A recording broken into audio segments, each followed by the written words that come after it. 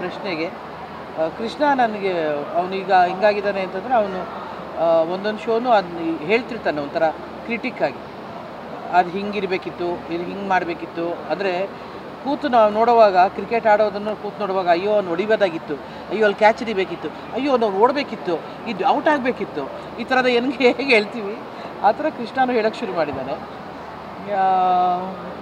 But ಬೆಳೆದಿದ್ದಾರೆ ಮಕ್ಕಳು, ಇದ್ರ ಜೊತೆ ಇದ್ರೆ ಬೆಳೆದಿದ್ದಾರೆ.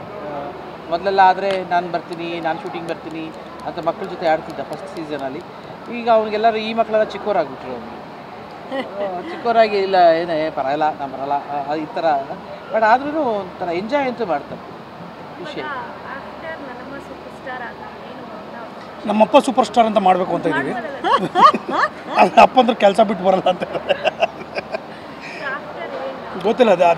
That again depends on the management. ಅಂದರೆ ಚಾನಲ್ ಅವ್ರು ಏನು ಡಿಸೈಡ್ ಮಾಡ್ತಾರೆ ಅಂತ. ಇವಾಗ ಮ್ಯಾನೇಜ್ಮೆಂಟು ಇವಾಗ ಹೊಸ ಮ್ಯಾನೇಜ್ಮೆಂಟ್ ಬಂದಿದೆ. So it is up to them. They are doing the researches ಎಲ್ಲ ಮಾಡಿಕೊಂಡು ಶುರು ಮಾಡ್ತಾರೆ. ಯಾವುದು ರಾಜಾರಾಣಿ ಮಾಡಿದ್ರೆ ಸೀಸನ್ 3. ಪ್ರಕಾಶ್ ಅಂತ ಒಬ್ರು ಇದ್ದಾರೆ, ಅವ್ರ ನಂಬರ್ ಕೊಡ್ತೀನಿ, ಅವ್ರ ಹತ್ರ ಮಾತಾಡಿದ್ರೆ ಫುಲ್ ಡೀಟೇಲ್ಸ್ ಕೊಡ್ತೀನಿ. ಇನ್ನೂ ಗೊತ್ತಿಲ್ಲಮ್ಮ, ಬಿಕಾಸ್ ಅದೇ they have lot of things, ಯಾವ್ದಾವ್ದು ಮಾಡಬೇಕು ಏನೇನು ಕತೆ ಅಂತ. ಆಮೇಲೆ ನಮ್ಮದೇ 3-4 ಶೋಗಳಿರೋದ್ರಿಂದ so they are yet to decide. ಅಂದರೆ ನಮ್ಮವರೆಗೂ ಇನ್ನೂ ಡಿಸ್ಕಷನ್ಗೆ ಬಂದಿಲ್ಲ. ಪ್ರಕಾಶ್ ಅಂತ ಒಬ್ರು ಇದ್ದಾರೆ, ಅವ್ರ ನಂಬರ್ ಕೊಡ್ತೀನಿ. ಅಗೇನ್ ನಾನು ಈಗ ಕೇಳಿದೆ ಅವನಿಗೆ just 5 minutes back. Plans are there, when ಅನ್ನೋದು ಗೊತ್ತಿಲ್ಲ. ಯಾಕಂದರೆ everything is planned in such a way. ಇವಾಗ IPL ಇದೆ, T20 ವರ್ಲ್ಡ್ ಕಪ್ ಇದೆ, ಎಲೆಕ್ಷನ್ಸ್ ನಡೀತಾ ಇದೆ. So they do the research, ಯಾವ್ದು ಮಾಡಿದ್ರೆ ಬೆಟ್ರು, ಯಾವುದನ್ನ ಲೇಟರ್ ಮಾಡಬೇಕು. ಆಮೇಲೆ ನಮ್ದು ಅನುಬಂಧ ಬರುತ್ತೆ, ಬಿಗ್ ಬಾಸ್ ಇರುತ್ತೆ. So it's all left to them. ಅವ್ರು ಡಿಸೈಡ್ ಮಾಡಿ ಫೈನಲಾಗಿ if we are in the show they come and approaches. ಅದು ಮೇಕಪ್ ಎಲ್ಲ ಮಾಡಿಕೊಂಡು, ಹೇರ್ ಸ್ಟೈಲ್ ಮಾಡಿಸ್ಕೊಂಡು, ಒಳ್ಳೆ ಡ್ರೆಸ್ ಹಾಕ್ಕೊಂಡು ಚೆನ್ನಾಗಿ ತಿನ್ಕೊಂಡು ನಾನು ಶಾಪಿಂಗ್ ಹೋಗಿ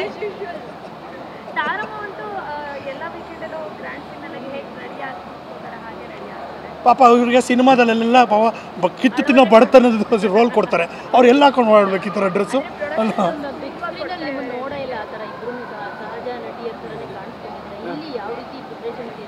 ಇಲ್ಲ ಆ್ಯಕ್ಚುಲಿ ಬೆಳಗ್ಗೆ 4 ಗಂಟೆಗೆ ಬರ್ತಾರೆ ಇಲ್ಲಿಗೆ. 4 o'clock ಬಂದು 7:30 8 o'clock ಟಿಫನ್ ಆಗುತ್ತೆ. ನಾನು ಹೇಳ್ತವ್ರ ಕಡೆ ಅವನು ಇಲ್ಲಮ್ಮ. ಇಲ್ಲ ನನಗೇನಂದರೆ ಫಸ್ಟು ಸೀಸನ್ನಲ್ಲಿ ಸ್ಟಾರ್ಟ್ ಆದಾಗ ನಾನು ಈ ಥರದ್ದು ನನ್ನ ಲೈಫಲ್ಲೇ ಫಸ್ಟ್ ಟೈಮು ರಾಜಾರಾಣಿ ಬಂದಿದ್ದು. ಕಲರ್ಸ್ ನಮ್ಮನೆಗೆ ಕರ್ಕೊಳ್ತು. ನಮ್ಮನೆಗೆ ಕರ್ಕೊಂಡಾಗ ನಾನು ಫಸ್ಟು ನಾರ್ಮಲಾಗಿ ಡ್ರೆಸ್ಸೆಲ್ಲ ಅಯ್ಯೋ ಹಿಂಗೆಲ್ಲ ಬರಬಾರ್ದು, ಸ್ವಲ್ಪ ಚೆನ್ನಾಗಿ ಚೆನ್ನಾಗಿ ಅಂದರೆ ಹಿಂಗೆ ಇನ್ನು ಸ್ವಲ್ಪ ಒಡವೆ ಹಾಕೊಂಡು. ನಮಗೆ ಯಾವಾಗಲೂ ಕ್ಯಾರೆಕ್ಟ್ರ್ ಸಿನಿಮಾದಲ್ಲಿ ಕ್ಯಾರೆಕ್ಟ್ರ್ ತಕ್ಕನಾಗೆ ಮೇಕಪ್ಪು ಕಾಸ್ಟ್ಯೂಮ್ ಇರುತ್ತೆ. ಇಲ್ಲ ಆ ಥರ ಅಲ್ಲ, ನೀವು ಏನು ರಿಯಲ್ ಲೈಫಲ್ಲಿ ಹಾಕೋದಿಲ್ವೋ, ಏನು ಮಾಡೋದಿಲ್ವೋ, ಈ ಥರದ್ದೆಲ್ಲ ಎಲ್ಲ ಹಾಕ್ತೀವಿ ರಿಯಲ್ ಲೈಫಲ್ಲಿ. ಹಿಂಗೆಲ್ಲ ಹಾಕೊಂಡು ನಾನು ಯಾವತ್ತೂ ಆ ಥರ ಓಡಾಡಿಲ್ಲ. ಬಟ್ ಖುಷಿ ನನಗೆ.